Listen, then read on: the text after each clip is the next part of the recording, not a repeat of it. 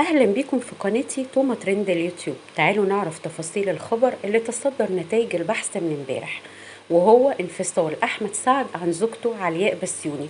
ونزلت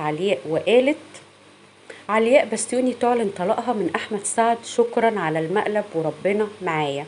وبعدها قالت علياء: حابة أشكره على أصله الغير طيب ومعدنه السيء، وشكرا على قرارك اللحظي في خراب بيتنا وتدمير أسرتنا الجميلة.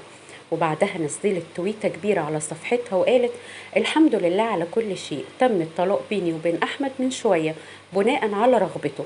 حابة أشكر أحمد جدا على أصله الغير طيب ومعدنه السيء، وحابة أقول له شكرا على قرارك اللحظي الغير موفق في تدمير وخراب بيتنا وأسرتنا الجميلة، اللي أنا حقيقي تعبت فيها لوحدي تماما، وحاولت وعديت بمواقف مفيش حد في مكاني يقبلها علشان الأسرة دي وعلشان المشوار اللي أنا ابتديته وما كنتش حابة إنه ينتهي.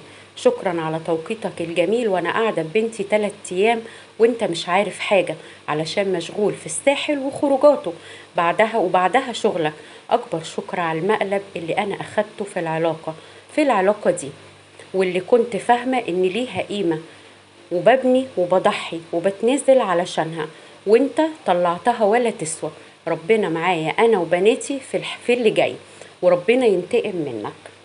طبعا انا حابه اقولك ان حضرتك معلش، يعني انا اسفه اني هلوم عليكي، ان اللوم كله عليكي لان انت اتجوزتيه وانت شايفه فضايحه مع اللي قبلك واللي قبلك.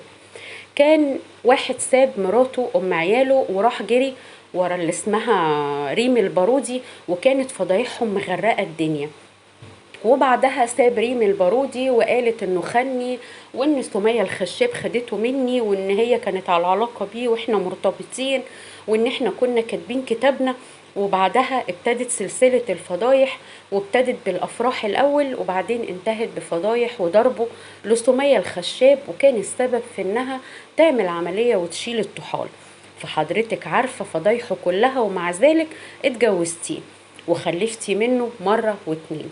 طب انت عايزة ايه من واحد لا بكى على مراته ام عياله، ولا بكى على اللي وقفت جنبه، ولا بكى على التانية اللي اتجوزها؟ عايزة ايه من واحد بيلبس حلق وبيلبس بادي شبك؟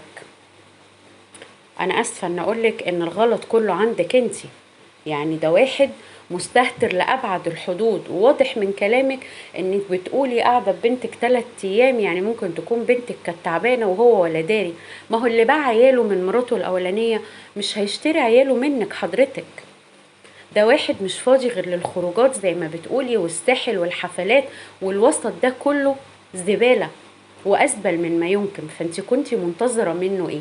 انت ما خدتيش ولا اتعلمتي من الدرس من اللي حصل مع اللي مروا قبل منك، من اول مراته لحد ريم البارودي لحد سمية الخشاب، وكانت فضايح للركب وما كانوش بيسكتوا لبعض.